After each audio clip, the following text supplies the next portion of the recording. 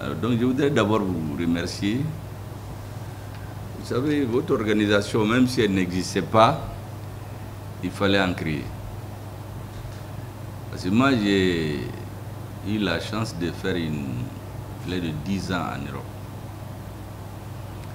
Vous savez, quand vous partez en Russie, au Japon, en Chine, dans les pays développés, quand les gens sont dans les bus, les métros, les peu de temps là entre le travail et la maison, chacun a un livre qu'il est en train de lire. Tout le monde est en train de lire.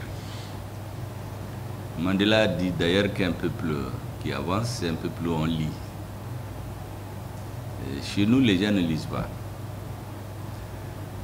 Certains disent même que quand vous voulez cacher quelque chose à un Africain, vous le mettez dans un livre.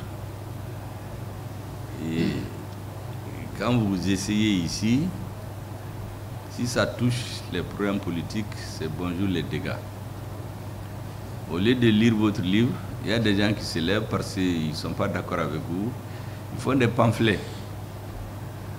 Généralement, quand les gens ne sont pas courageux, bon, ils rentrent sous le lit, ils disent à la femme de fermer la porte et au premier arrivant de lui dire qu'il a voyagé. C'est pratiquement la pratique au Mali. Ce qui fait que la production intellectuelle, les gens en ont peur. Beaucoup n'écrivent pas. Moi, les gens que je connais, je passe le temps à les prier d'écrire parce qu'ils ne le font pas. Ce n'est pas dans notre culture aussi. Sinon, on a effectivement des grands écrivains. Vous avez parlé d'Amadou Hampâté-Bâ, tout le monde le cite aujourd'hui. Les Yambo Welegem. Moi, je lis, mais je les lis pas complètement comme tous les autres Maliens. Mais le professeur Omar Kanouté, lui, les connaît suffisamment. Vous avez même parmi nos hommes politiques, beaucoup de Maliens ne savent pas, l'un des plus grands écrivains, l'homme éclairé du temps de la colonisation, c'est Philippe Dabo Sissoko. C'est l'un de ceux qui écrivent le plus, c'est le plus grand intellectuel de sa période, l'un des plus grands. Au Mali, c'est l'un des plus grands intellectuels. Il y a même un prix qui lui a été décerné, mais qui est à Dakar pour des raisons politiques. On a refusé de recevoir ce prix-là, il est à Dakar. J'espère qu'il y aura un gouvernement qui va échanger avec le gouvernement sénégalais pour le ramener. Et quand vous lisez leurs écrits, c'est plein de sagesse. Les hommes politiques, souvent, j'ai l'habitude de leur donner des conseils que j'ai appris chez Amadou Hampâté-Bâ. Il dit que le pouvoir, c'est comme l'alcool. Premier verre, vous êtes très content. Vous sautillez comme un cabri. Au deuxième verre, vous devenez très fort comme un lion, tout le monde a peur de vous. On ne dit pas souvent la vérité. Et la troisième phase, vous devenez comme un cochon. Vous détruisez vous-même tout ce que vous avez construit ou bien vous roulez dans les excréments. Quand vous regardez la logique du pouvoir en Afrique, très souvent c'est comme ça. Quelqu'un vient au début, il est très correct avec tout le monde. Après la durée du pouvoir, souvent aussi les laudateurs, il devient très furieux, tout le monde a peur de lui. Et puis un jour, on le fait partir et tout le monde se met à l'insulter. Et lui-même, il devient comme un moins que rien au Mali.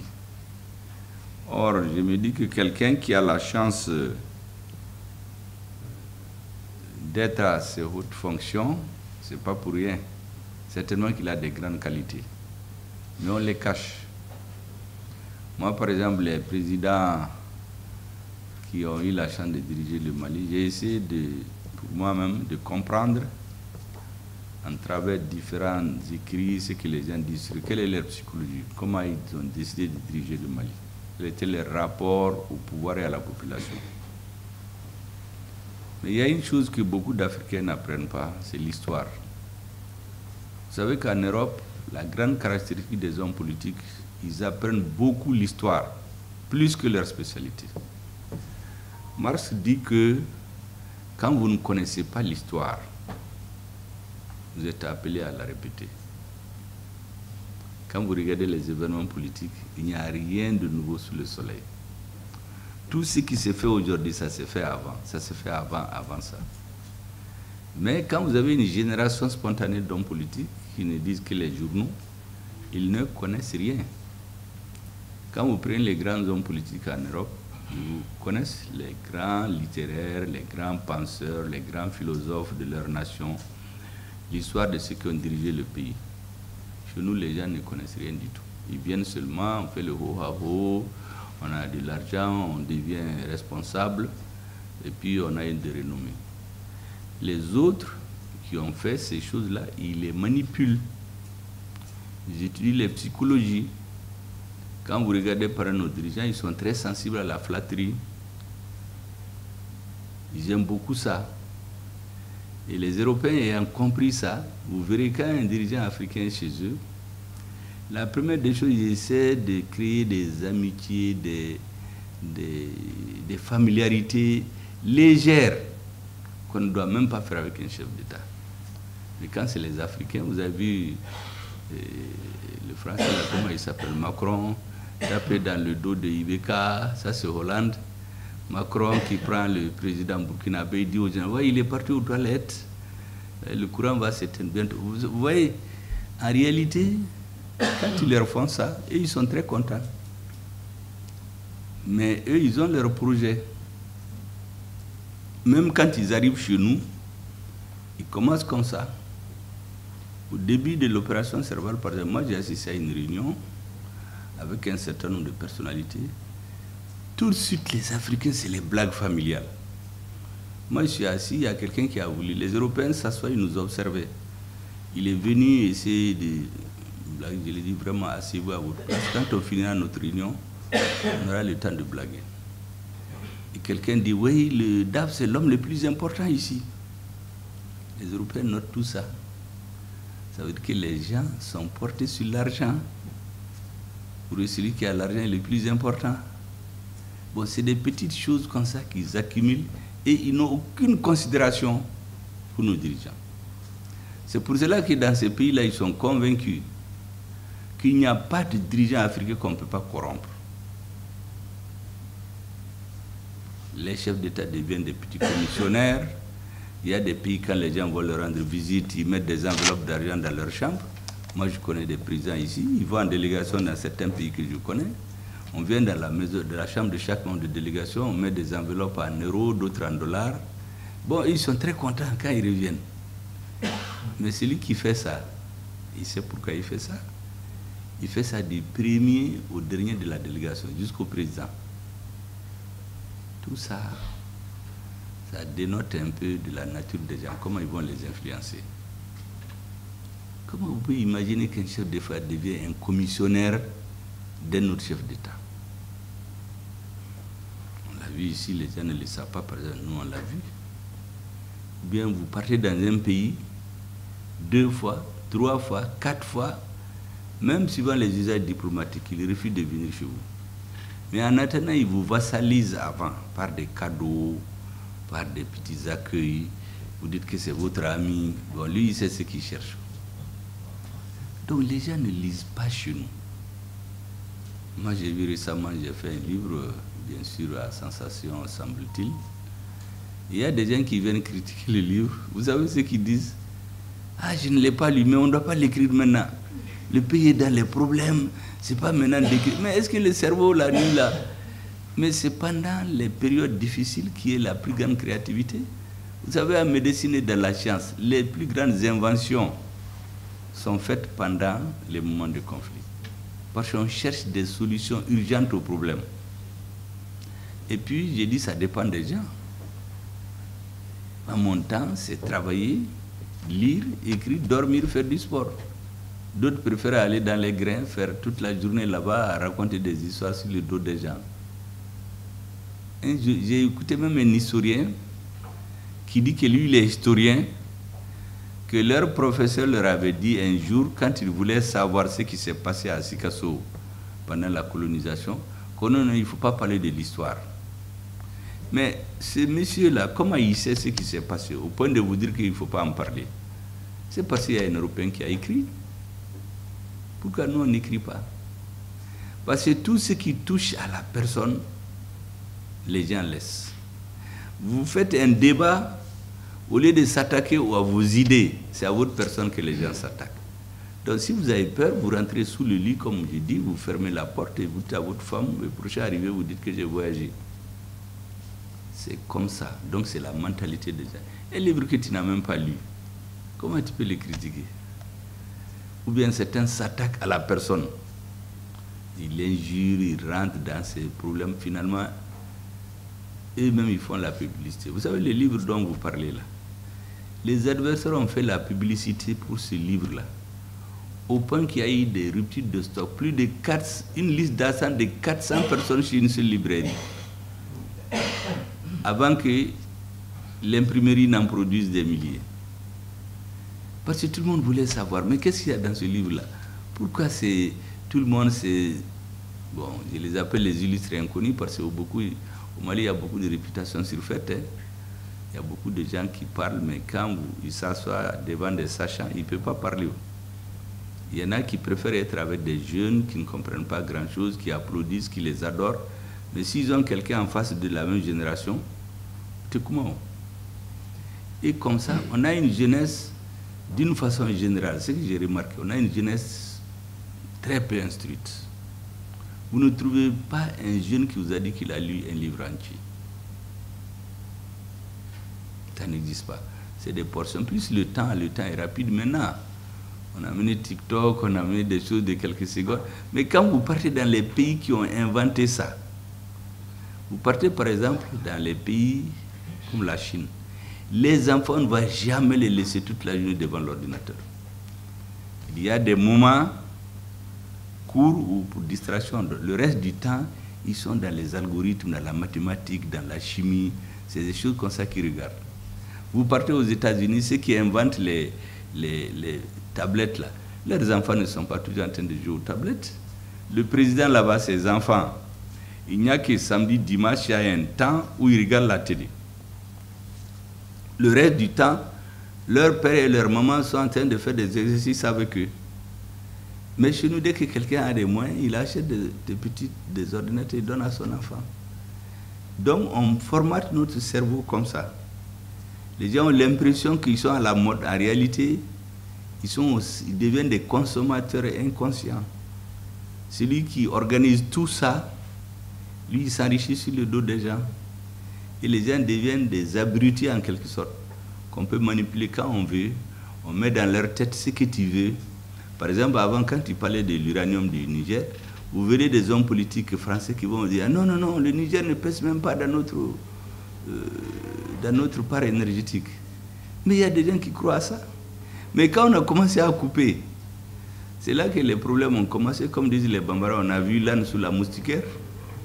Quand les problèmes ont commencé, vous avez dit, le président du Niger dit qu'une fois, pendant qu'ils avaient la crise, il y a un pays européen qui voulait intervenir.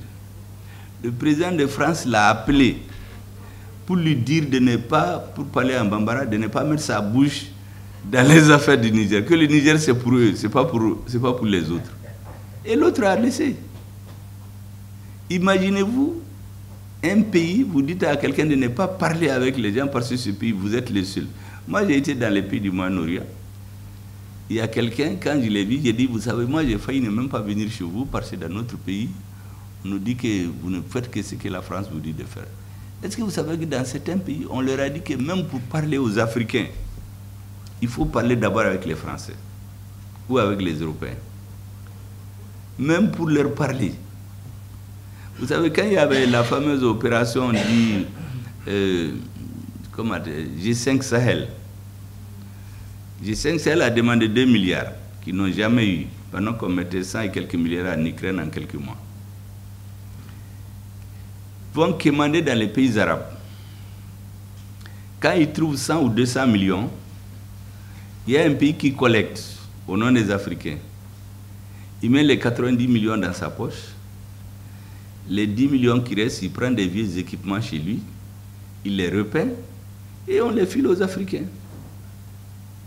Moi, j'ai vu des pays où des militaires ont eu des jambes coupées parce qu'ils sont montés sur un vieil équipement qui s'est effondré en coup de route. C'était des épaves qu'on a peinturées pour leur donner. Il a perdu ses pieds comme ça. Mais celui qui ose parler, ils vont voir vos autorités démocratiquement élues pour vous marcher. Si c'est un militaire, on le menace. On lui dit, bon, il voulait faire un coup d'État, on le met en prison. ou bien on le casse en grade. Si c'est un civil, on lui donne de l'argent, ou bien on le baga-baga, et puis c'est tout. Bon, ce système-là, il n'y a que les écrivains qui vont écrire petit à petit, que les gens aient le goût de la lecture. Pour qu'ils soient... Moi, je ne vous ai parlé seulement que du domaine politique, que je connais. Mais il y a beaucoup d'autres domaines, il faut que les gens disent. Chez nous, les gens ne disent pas du tout. Souvent, je me demande comment développer le goût de la lecture. On a énormément de problèmes pour le faire. Même des paragraphes.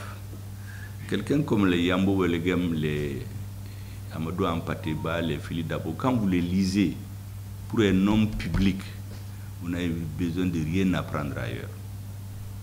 Vous avez tout dans leurs écrits. Mais on connaît plus l'histoire de la France du XVIIe siècle, du XVIIIe siècle. Ici, quand quelqu'un parle pour montrer qu'il est instruit, il cite des grands penseurs, des philosophes de la Grèce antique, de la France. C'est comme ça qu'il impressionne les gens. Moi, j'ai été une fois à une oraison funèbre d'un président, j'ai vu tous ceux qui ont passé ici, des grands penseurs français. J'ai dit, mais quelle misère culturelle. Alors qu'on avait tout chez nous. On pouvait trouver des dictons de notre pays, et ainsi de suite. Vous savez, dans notre histoire, les Maliens ne connaissent rien. J'ai dit récemment à des militaires, quand vous regardez quand l'opération Serval est intervenue chez nous, en 2013, les militaires ont suivi exactement l'itinéraire de l'armée coloniale. Je l'ai dit en décembre 1893, le premier soldat qui a quitté Mopti pour aller en direction du nord, pour aller coloniser Tombouctou, il s'appelait Boité. Mais c'était un Boité qui est mort ici 120 ans après. Ils ne font rien au hasard. Même les appellations des opérations, Barkhane, Serval, Takuba, tout ça, ça a une signification. On n'amène rien au hasard. N'est-ce pas? Bon, c'est tous ceux qui veulent diriger le Mali. Si vous ne comprenez pas ces choses-là, ça ne peut pas marcher.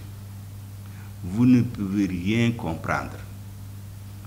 Parce que l'avantage des Européens, c'est qu'ils écrivent. Ils laissent tout. Vous savez, avant, les militaires, dans tout, ils rendent compte au roi. Ces livres ne sont plus vendus. On peut trouver certains sous forme numérisée. Donc quand vous lisez, vous voulez comprendre qu'est-ce qui se passe au Mali aujourd'hui, il vous suffit de lire ces livres-là. Même les groupes ethniques qui ont des penchants pour aller avec l'étranger contre les autres, même ça, ils ont fait. Donc vous voyez, même leurs descendants en politique, vous allez voir comment ils sont soutenus. Bon, nous, on ne voit pas ça. Moi, je suis tombé sur une lettre écrite par le gouverneur militaire de Caille en décembre 1893, qui donne des instructions écrites au gouverneur de Tombouctou. Il lui dit, tous ceux qui ont la peau blanche au nord, là, il faut les supprimer. C'est le mot qu'ils utilisent, supprimer. Il faut les empoisonner les pâturages. Et le militaire l'a dit même qu'il espère qu'un jour ils auront l'aviation pour épandre les poisons partout, pour les supprimer tous. Vous savez qu'à cette période-là, c'est des Noirs qui cachaient leurs frères arabes et Touaregs. Il y a des gens qui sont morts comme ça. Moi, j'ai perdu plusieurs grands-pères chez nous. Leur seul tort, c'est qu'ils vivent ensemble. Ils cachent leurs... Vous savez, vous mélangez leurs animaux avec les vôtres, parce qu'on devait interdire à leurs animaux de brouter de l'herbe. Ou bien on les cache sous les lits. On vous prend, on coupe la tête de quelqu'un pour donner l'exemple. Les autres, on les déporte en Guinée ou à Gorée. Ils font 15 ans de prison, d'autres reviennent, il y en a qui meurent, d'autres retournent, ils racontent aux petits-enfants. Bon, la nouvelle génération, si elle ne connaît pas ça, c'est difficile de gouverner. Bon, quand vous voyez les descendants de ces mêmes gens tenir un autre discours, vous posez des questions. Donc c'est à force de ces interrogations souvent que moi je me pousse à écrire. Actuellement, par exemple, j'ai un ouvrage en chantier, peut-être dans 2 ou 3 mois il va sortir. C'est consacré exclusivement la résistance des populations du Nord à la pénétration coloniale, en mettant l'accent sur le rôle des Touaregs et des Arabes. Parce que ce n'est pas suffisamment connu, surtout par les dirigeants politiques. Et les gens exploitent ça dans les conflits politiques actuels. Vous voyez? Bon, avant, j'avais écrit un peu sur la pénétration et l'histoire des peuplements du Nord. Mais cet aspect n'a pas été suffisamment traité. Même là, vous savez, c'est quand on a renvoyé la MINUSMA que j'ai eu une ruée de gens qui sont venus acheter les livres. Tout le monde voulait rentrer avec mon premier livre chez eux. Donc c'est important qu'ils cherchent à comprendre. Mais avant, il n'y avait rien. Et si vous savez qu'on a trouvé que sous le couvert de l'opération dite des 3 frontières ou Takuba, on voulait transformer Menaka en une zone d'entraînement des forces spéciales de l'Union européenne. Tous les pays, on avait plein de demandes. Tout le monde voulait envoyer ses forces spéciales. Les premiers qui ont couru pour venir, c'était les Danois. Ils n'avaient aucun papier. Il y avait les Portugais, il y avait les Hongrois qui avaient leurs demandes. Quand on a dit, mais comment vous êtes venus? Ils disent, non, non, c'est l'ancien président. Mais on dit que l'ancien président est mort. Et puis son papier, c'est là-dedans que quand vous arrivez, c'est vrai, il leur a donné presque carte blanche pour venir, mais quand vous arrivez, les opérations militaires, il faut les convenir avec les Maliens. Au lieu de cela, on dit aux Maliens, vous ne partez pas dans cette zone. Quand l'armée veut aller, on dit non, c'est la zone d'entraînement nocturne de Takuba. Donc, c'est lui qui ne comprend pas ça là. Vous allez rester seulement, on vous donne de l'argent, vous voyagez, vous avez des parfums, et puis c'est tout. C'est la jouissance qui vous intéresse. Bon, si vous êtes à la tête d'un pays, vous allez le vendre par omission, souvent même sans savoir. Alors que les autres, ils sont imbus d'histoire. Ils lisent beaucoup comment les choses se sont passées. Quand Hollande a écrit, il a marqué cette histoire des boiteux. Moi, j'avais écrit ça avant lui. Donc vraiment, les pays comptent beaucoup sur vous, surtout la jeunesse. Et puis la lecture, ça ouvre l'esprit des gens. Quand vous lisez certains livres-là, j'ai dit aux gens, le livre de Marx, par exemple, Le Capital, si vous le lisez intégralement, même si vous n'êtes pas d'accord, ça va rester un impact sur votre manière de raisonner et d'aborder les problèmes. C'est ça l'avantage du livre, ça t'ouvre l'esprit. Ce n'est pas que tu retiens tout ce qui est là-dedans. Et donc c'est vraiment quelque chose de très utile. Maintenant, ce que je vous conseille, il faut écrire au président.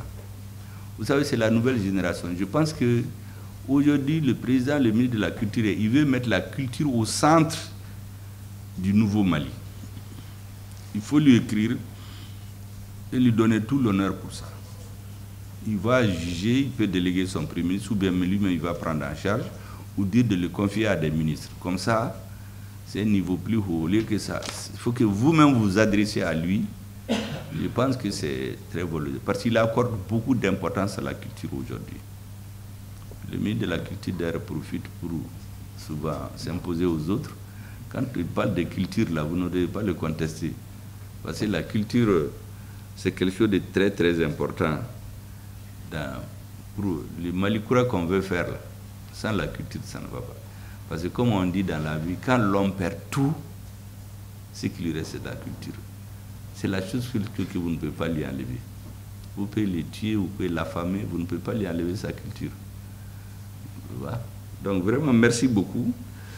Je pense qu'il faut aller de haut en bas, comme on dit, de haut en bas. Il faut saisir le président avec vos initiatives. Je suis sûr que quand il va examiner ce dossier, parce que c'est ultra stratégique cette question, c'est nouveau chez nous, il va donner à ça l'importance qu'il faut. Et comme c'est les Maliens de l'extérieur, c'est la culture, je crois que les deux ministres vont être les vrais maîtres d'œuvre, ceux qui vont vous accompagner dans tout. Mais si c'est la présidence qui pilote ça, nous allons au niveau du gouvernement traiter ça, comme on dit, avec les deux mains. En tout cas, merci beaucoup.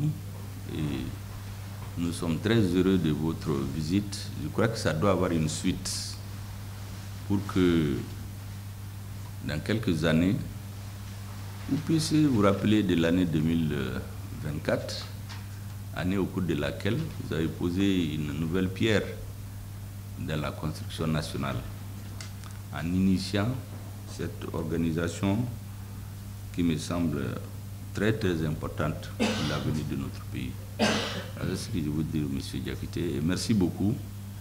Et j'espère que vos prochaines activités vont sensibiliser davantage les Maliens. Merci beaucoup. La séance est levée. Merci.